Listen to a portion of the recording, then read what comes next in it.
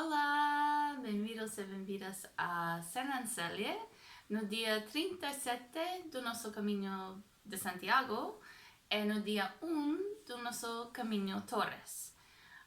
O caminho Torres vai de Salamanca a Braga, pero nós empreendemos no número em Trancoso, então fazemos só as últimas 8 etapas até Braga.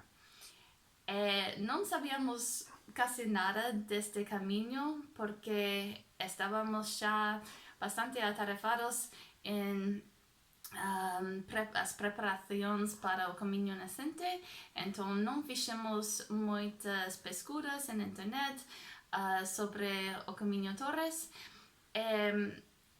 Veíamos a Torres, mais ou menos são como só uma ligação entre os dois caminhos que realmente queríamos fazer e pouco mais. Pero hoje, no primeiro dia, quedamos muito impressionados porque a paisagem foi espetacular. Passamos muito tempo nas montanhas.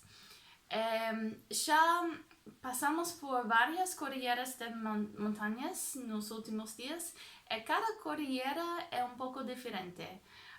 Tem a vegetação, insectos, lagartos e as vistas, por suposto. Cada cordilheira tem a sua própria identidade e coisas para ver. Então, hoje também foi uma cordilheira, pero um pouco diferente às outras que já passamos.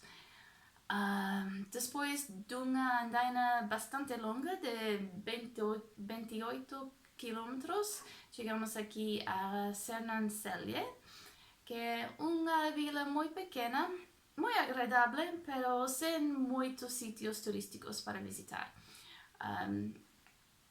De feito, só há um sítio que realmente deve visitar quando estares aqui, o qual é a Igreja Matriz, que data do século XII.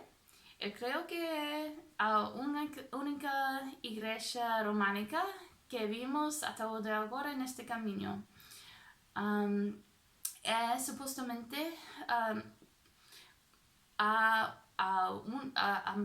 escultura mais velha de Santiago que existe em Portugal, porque há 6 esculturas, 6 santos, representações de santos na fachada da igreja, e eu li que desses santos é Santiago.